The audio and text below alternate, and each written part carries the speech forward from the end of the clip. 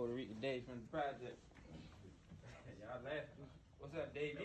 What's up, man? I appreciate you for coming. This brother got his truck down here. He hauls the mail. He got 2 runs a day, but he took some time out so he can come down here and speak with y'all. Yeah. He comes from a different background, so part of the reason why I'm doing this was to show y'all the different ways people get into trucking, so all y'all can see different things. So Mr. Peanut guy, he was born into trucking. That's his whole entire life. He was a grandfather. Then Dave, another thing, all us come from the streets. I don't know if y'all see us now and we polished and all this, God stepped in our lives, but I would be bringing some serious dudes to y'all. Y'all just don't even know.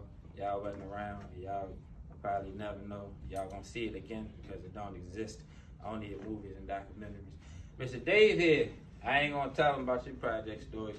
Dave got out the joint, got into trucking. He took the corporate route. What you got, 20 years in trucking? 30. 30, right. He got almost 40. He got 30. Dave did his stint as a company driver, moved his way up into fleet manager, Automatic Roads, Northeast Foods, H&H. Y'all know these companies around here. He was a fleet manager for them. Then he stepped out, got his own company, been doing real estate and different things.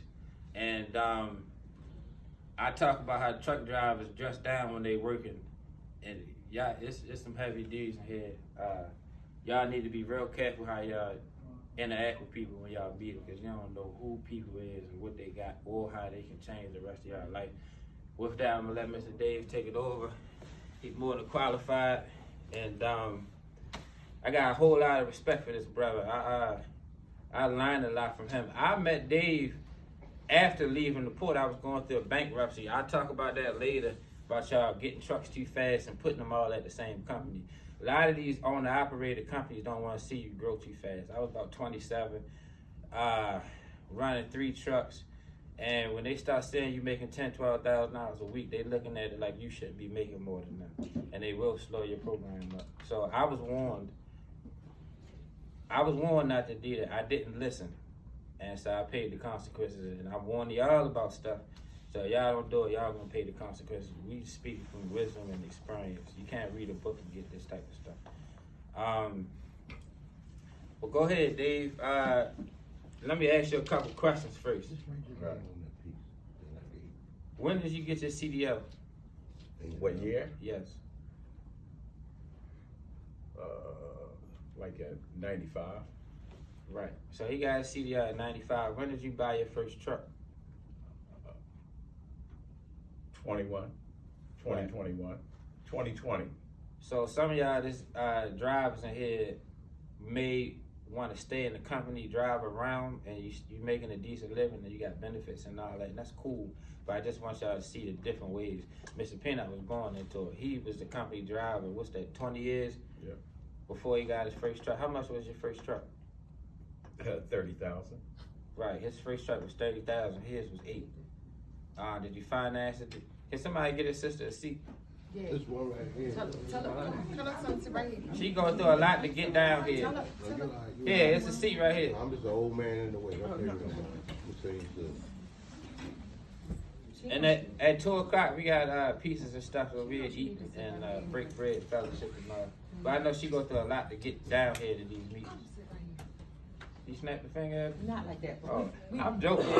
See y'all family. Y'all here from the beginning. And as I was talking about earlier, Dave know all about the mastermind. They think they here for trucking.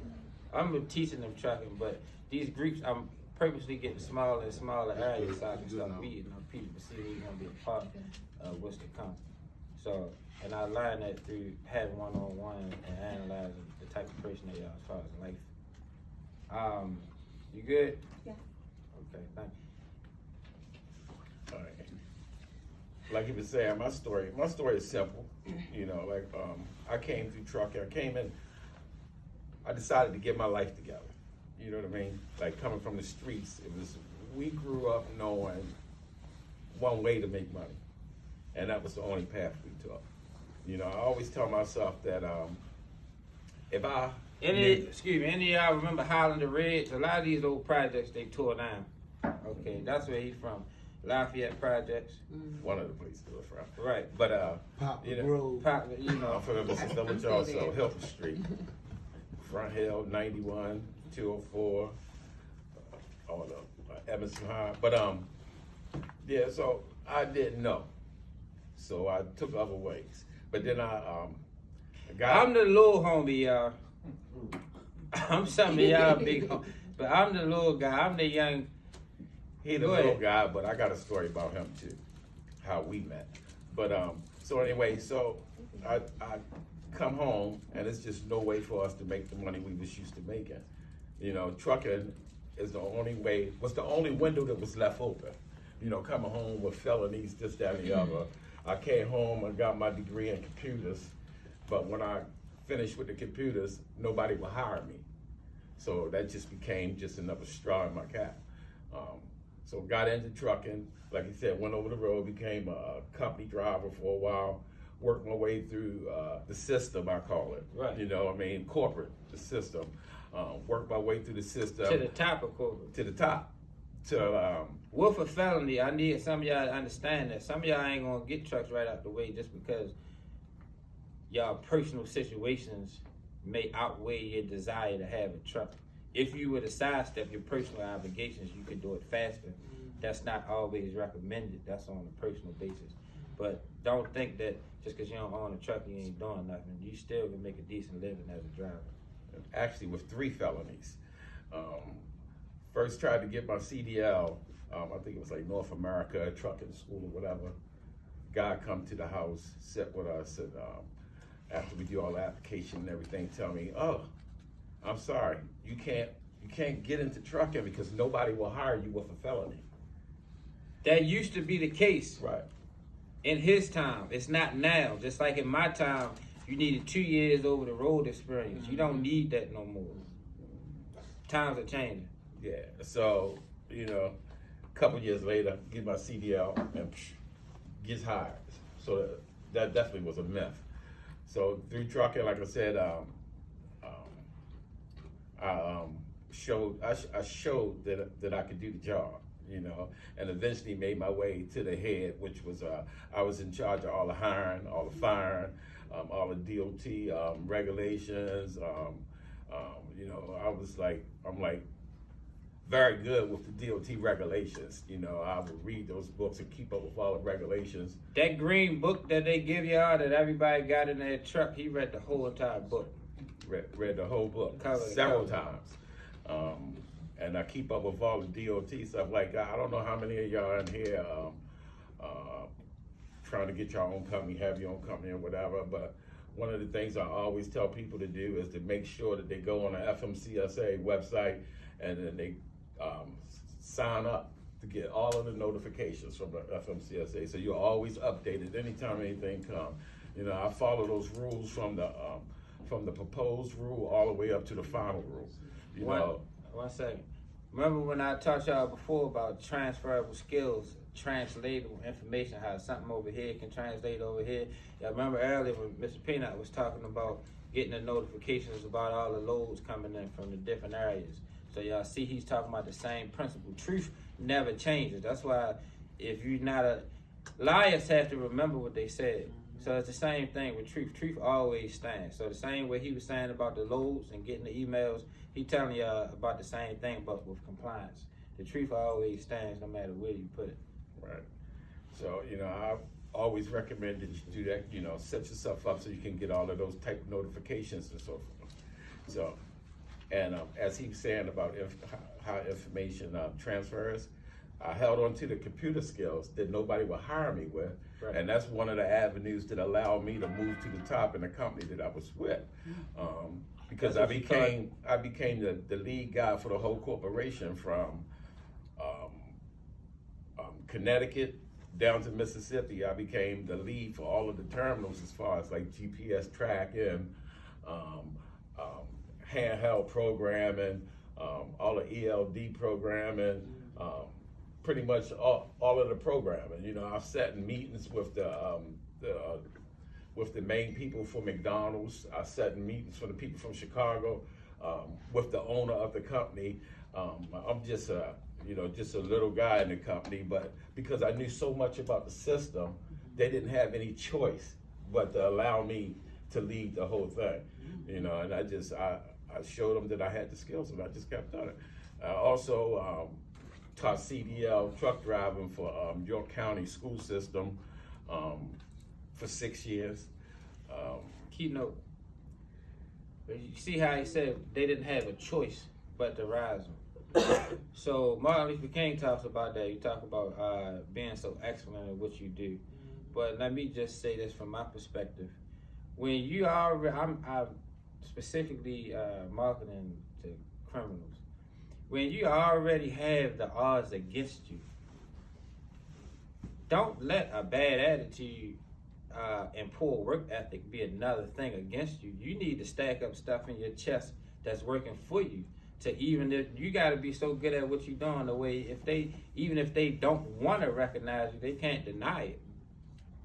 All right, that's for some of y'all that's fresh out the joint, that got backgrounds, and I get a lot of calls when nobody hire me. Well, what's your work ethic? How's your attitude? You do realize it's a job. You don't tell a boss what to do and what you're not going to do. But go ahead. We got a lot of attitude issues. That's why I don't deal with drivers. I can't tolerate it. That's why I don't do it. Like you talking about ethics and so forth, one of the things, I learned not actually growing up, but one of the things I learned once I got on this path was going the extra mile. Mm-hmm. Right. You have to go that extra mile. You go that extra mile, as they say. A lot of people don't even want to go that first mile. So, that leaves so much room for that extra mile. That extra mile puts you out in front. It lets people see what you're capable of and so forth. I mean, if somebody's if I see somebody that just like the first guy was talking about the hours and stuff he worked and so forth. I see somebody that's, like me in management. I see somebody, I'm going home and they still working, and I see they doing that every day. I'm like, man, that's gonna catch my eye. So. And he could possibly be employing some of y'all that's in his room, just to toss that out there.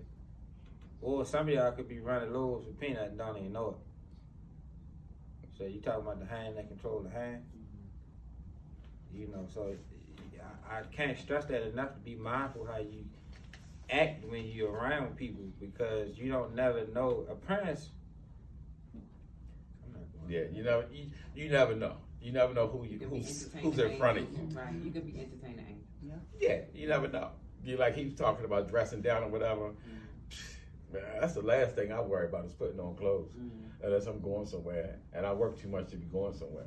That's like, that's not on my list of things to do.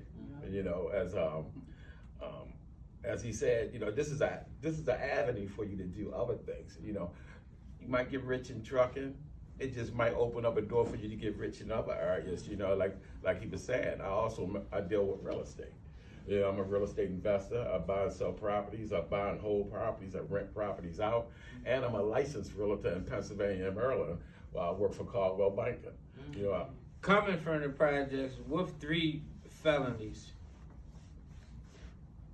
and still able to open doors. You just have to get on the path and just keep going. You know what I mean? Once one door opens, other doors will start opening, and before you know it, you never know where you at.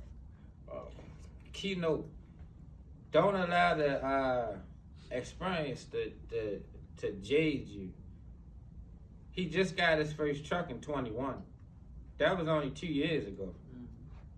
All of these other things that he talking about, not the corporate stuff, the personal business financial accomplishments came from getting the first truck in 2021 to having multiple properties and all different type of things, serial entrepreneur in 23, and 23 just started. It don't take a whole lot of time, but it do take some discipline. The word discipline, that's crazy. I tell people there's 2 pains in this world. There's only 2 pains in this world. It's the pain of discipline and the pain of regret. The pain of discipline goes away. You're working out at the gym, you get sore, it goes away. You know, you put yourself on a diet, which you go through in order to maintain that diet, that discipline, it goes away. Pain of regret never goes away. It stays with you for your whole life. You know, because you regret that you didn't do something, or you regret that you did do something. You know, man. The story is, I met this guy. I don't know how y'all met him, but this guy actually opened my eyes. You know it's not about me though. All right. No, you can. I'm saying that's not. No, it's not about you, but no, the reason why y'all don't understand, y'all only know me from when I see y'all. Y'all don't understand how, when I was about to talk earlier about divine design, how many people's lives I've been placed in by accident, and it took dramatic shifts. One of the people that's coming to speak, long as he don't get held up, I called by accident. I ain't seen him since high school. Yeah, but don't sit here and have me around and you not taking advantage of what I'm offering, because some people are candles, some people are lighters that light the spark that light it, you know, and it's something different inside of me. That's why I get disappointed when people don't see what I know and I can't tell them, and then it's a big disappointment. Then I cut them off. That's how I get done. That's just how it is. But I'm telling you, it's something inside of me that the shines don't come but like once a lifetime. If y'all don't understand that. I ain't talking about I got so much money. I'm not talking about I'm so powerful. I'm talking about there's a divine spark in me. All of y'all have one, but what's been placed inside of me is for the benefit of y'all. It's not for me to stand on top of a mountain. It's for me to ignite the fire in people that take advantage of it. So it'd be wise. That's why I be saying y'all need to call me. And you do call me, I'm a human being as well. So let's get that out there. Remember last time when I talked to y'all, the first time when I said we human beings, we eat and had sex? Right, I'm a human being. And so he talked about not allowing people to make you more than what you are. The benefit is to come in contact within this field of energy that's been placed into me, so it can light up something in you that's going to push you forward so you can go and get what you want. So you can go ahead and do the same thing I did for you, for somebody else. And that's the gift they keep on giving. This brother hired me. I was going through a bankruptcy. I just lost 3 trucks and filled out an application. And somebody who was watching me in church, this was back when I was a devout Christian at the time, and they took my application and brought it into his desk and said, hire him. This go into when you talk about always being who you are, you don't never know who watching you. There's people watching y'all you don't even know. And then you remember I was talking about planting the seeds and reaping where you sowing, and you reap what you sow, but you don't always reap where you sow. I never even knew the individual, and that's just one time. I got a job working with them for a year. I did absolutely nothing and was paid until I got back on my feet. And so if you read the scriptures, you know about the crows. You know, they got fed by the crows. It's so many different times, but it pays to be a good person. You know, you see a lot of people do good things, but that don't make somebody a good person. If that makes sense. You gotta weigh somebody's intentions, and that's how you talk. And a lot of times you don't have to say anything. Sometimes you can feel. Yeah, you can. I remember this girl I was dealing with one time, and I remember she stopped smoking and all that type of stuff. We only had like a 2-3 day encounter, But from being around me, she didn't even want to get high or drink nothing. And you know, it's so many different examples. But go ahead. Well, as we saying, trucking just opens up so many doors for you. You know, it's the cash flow. You know, with that cash flow, you're able to just do so many different things, and you're able to explore different things. You know, and like Sean was saying, just from being like around other people who are doing things. You know, people that can push you in the right direction, or you see other people doing things, it makes you want to do other things.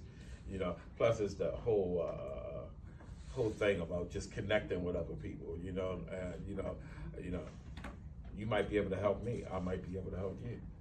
Right, and as things go on, you're gonna start seeing pillars.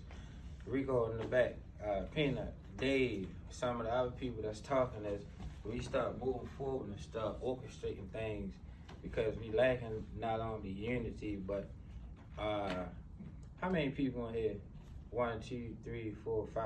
1, 2, 3, 4, 5. 1, 2, 3, 4, 5. 1, 2, 3, 4, 5. 1, 2, 3, 4, 5. Y'all understand there's $5 million in this room right now? Every 5 one of y'all is $1 million plus. I done my numbers now. That's how I do my math. There's $5 million worth of freight in this room right now. Mm-hmm. So, you know, it really benefit to start rearranging the thought process and becoming creative, strategic, and being a team player, because you get a whole lot further. Yeah, definitely, because like Sean said, I started doing this crap, and then before you know it, I just couldn't stop. It became a habit. I read this book about a quantum leap. Right. You know, quantum, just moving forward. But they didn't put out a book telling me when to stop. You know, it's like keep going forward and just keep going forward and just doing. And, you know, and then connect the dots going backwards. You know, so I just kept moving.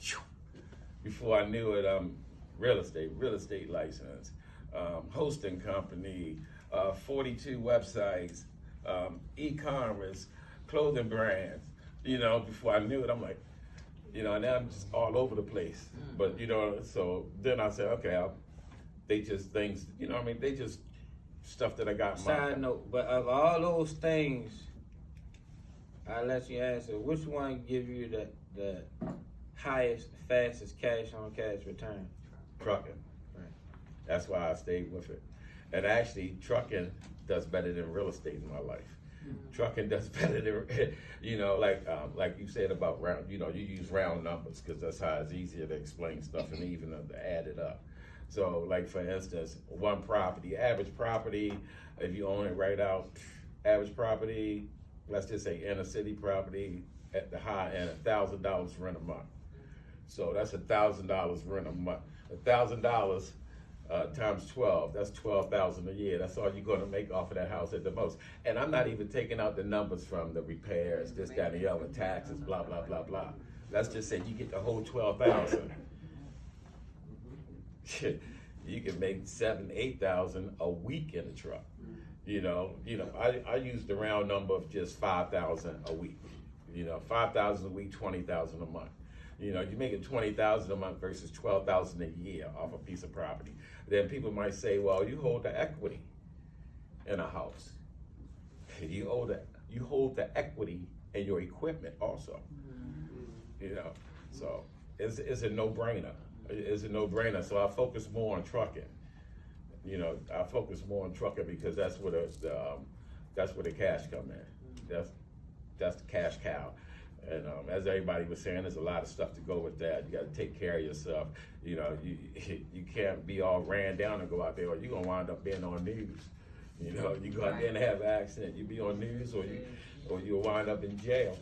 You know, so you gotta be on your P's and Q's. Even when I teach trucking, when I'm teaching it, I tell people trucking is a thinking man/woman's game. You gotta be a thinker. All right. The face of trucking is changing. So remember I was talking about the experience back in his day and my time. So once upon a time, this was an older white man sport. Then it became a black man sport. Now it's becoming a black woman sport, and just women in general. So if you look around the room, you see a lot of females. Matter of fact, I would argue to say more females call me about trucking than males do now. In the beginning, they wasn't, so now they do. So that's something to take note of. Males and females are starting to outweigh each other, and I think men really lacking, or males is really lacking out here. Need to pull their britches up and get it together, because the motivating factor. Who just did a gesture? The motivating factor for a female is a little higher, and because they have to keep children, some of them, and males have the options at times. So I think that needs to change. But trucking is changing. Yeah. Well, I personally, I just don't have much to say. What? I got a couple questions, because I know you got your truck out there. You know, he run mail, and he got 2 loads a day. He take the time out to come and speak to y'all, and he also is a truck instructor as far as teaching people how to drive, as well as a whole host of other things. What? How much do you think somebody need as far as to be prepared for maintenance? Me, I hold on to 20,000 in my maintenance account. What's the biggest maintenance you've had? Biggest maintenance I had was probably The cost dollar-wise. About 9,000 at one time. Right, so y'all see this trend about this 10,000 that gets you out of the jam. Yeah. And, go ahead. Yeah, and I'm uncomfortable if my maintenance account is under 20,000. I'm uncomfortable because then you're vulnerable. Right. You know, that your company is not a piggy bank. You know, I get a check every week. You know. What did Peanut say earlier? Pay yourself. Yeah. So y'all see how people keep saying the same stuff over and over. That's how you know somebody not lying to you when they continuously say the same thing. And then y'all hearing it from different voices. That's why it was important today for me to start bringing in different owners, because we're gonna see how many more of these is gonna last. But when you pay yourself, do you do a 1099 or do you do a W-2?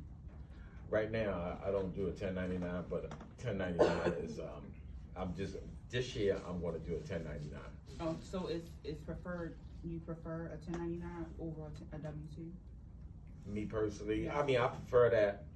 If you're a small company, because you can't afford all the other, amenities to go along with that. But 1099 would be the way to go. one exception to that, if you in the process of buying a house, Yeah. and you real close to it, I lost $80,000 being too fast trying to get a truck. And I had a house, it was like 273 or something like that. I had 80,000 in grants and funding and all. And I hurried up and bought a truck, which I wasn't informed that when you become a 1099 independent, they don't honor that in conjunction with your old pay stubs that take taxes out. You need 2 years of independent. So if you're about to buy a house and you're real close, then you go ahead and do the pay stubs and have all the deductions taken out. Or you hold tight, hurry up and get the house, which is the big purchase, then you go and get the truck, because you don't want to lose one for the other. The truck is going to pay for the house. However, they can prevent you from getting the house, and the house is one of the biggest purchases most people make, and is the most challenging. It's interesting how you can get a $70,000, $80,000 car, with next to nothing, but they won't loan to you for property. Yeah, and that about the house, that's definitely a fact, because I actually had a client. Like I said, I'm a realtor. He's a realtor also. If anybody's trying to buy a house, And I had a client, which was one of my students from Truckinng, and he also owned his own shop. And when it came time to us to start doing the financing on the house, he had that issue where he had to wait 2 years because they wanted to see, his performance for his company for 2 years, him being the owner operator. And because of so much fraudulent activity has been taking place with these loans, once upon a time you could present tax papers. They checking now. So you go whip some stuff up and they go check, and then it's gonna stop the process. But Dave, if you gotta go, I understand. Before you go, do you have a card or a number? I didn't bring any cards in with me, but yeah, I have. My number is 410-218-1013. Is Mr. David or Mr. Dave? David. Okay. 218-1013. Now, mind you, we talking about somebody that's coming from a salary, not to be in your business, but just in general. Most salaries is 60, 70,000 a year. Right. To getting a truck 2 years ago, to turning one truck into multiple properties, and I ain't going this, so he just made a big cash out. So, you know, you can make some shit happen within a year or two. You know, depending on how focused you is. Off of trucking, you're not gonna go and buy a truck and make $1 million off a truck. Even if you do gross it. What's going on, Brooks, brother? You coming for trucking? That's right. Okay. Play the part. I appreciate it. Tell him he can sit You can come sit up here. Shit, you want to speak? Goddammit. Nah, I'm fucking with you. I tried to liven it up a little bit. I can be a little serious at times. I'm fucking with you. Trucking will get you hood rich, what I call it. You'll be able to get a nice home, furnish it the way you want it, dress how you want, drive what you want, travel to nice places, eat how you want to, and take care of your family and yourself, as well as have a few $1,000s coming in consistently, pocket money week after week. Now, is it about to have you at $1 million in the wall? No. But it'll put you in a position where you have some cash flow, where you can roll that into some stuff, where you can make some shit happen, as he just explained to you. You know, so. Anybody got any other questions? Yeah, before you go, is it easy to get a contract with the post office as far as driving? That's a whole different You heard this. scenario. No, it's not. But that takes you into government contracting, you know, and that's a whole different, you know what I mean, animal by itself. Government contracting, which is And to be quite honest,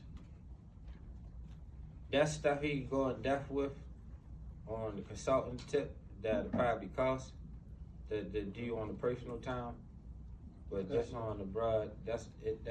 yeah, it's a whole different animal. It takes a lot to get to that point to know what he know, and I can't volunteer his expertise to y'all if I'm sparing my time. He came down here as a favor. But if you want to call him on a one-on-one, you know, y'all work out whatever. Not trying to single you out, but I'm saying if y'all want to work some stuff out, y'all can talk. If you want to give him your number. As well as anybody trying to learn about real estate and all, he definitely the guy to point you in the right direction. Yeah. And But that's gonna get into complications. yeah, that's a whole different game. Is it a bad game? No, it's just a different game, and it's time consuming. Okay. And, you know, It's not a get an LLC, get an MC, get a truck in the trailer, get a load board, book loads. yeah, it's a bunch of stuff to go in between. I'm this entry level. Okay. Yeah. But before I go, that's all I have to say is that trucking will open up doors for you.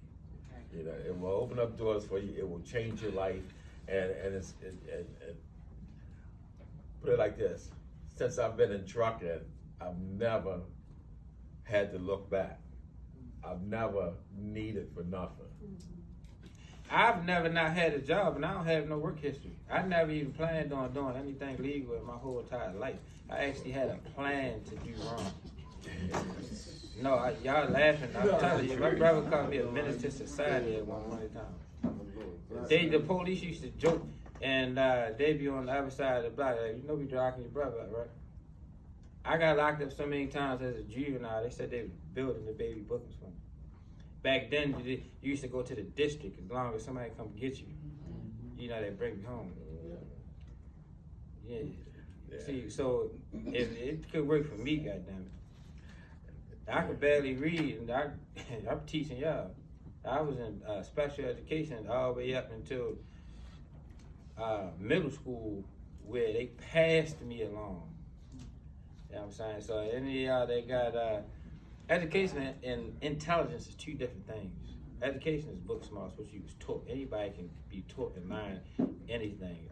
Having the intelligence to use it and to navigate through. Like, matter of fact, it takes more intelligence to navigate through that sort of a lifestyle than to do this one. So if you can make it there, this is a cakewalk. It's just a matter you apply. I got a saying, same game, different things. You need to find out what your skills and talents were then and apply it to this, and then that's where you make magic. Yep. Dave, I love you, brother. I appreciate you. That broker is coming at 4 o'clock. You know, you ain't gonna want to miss.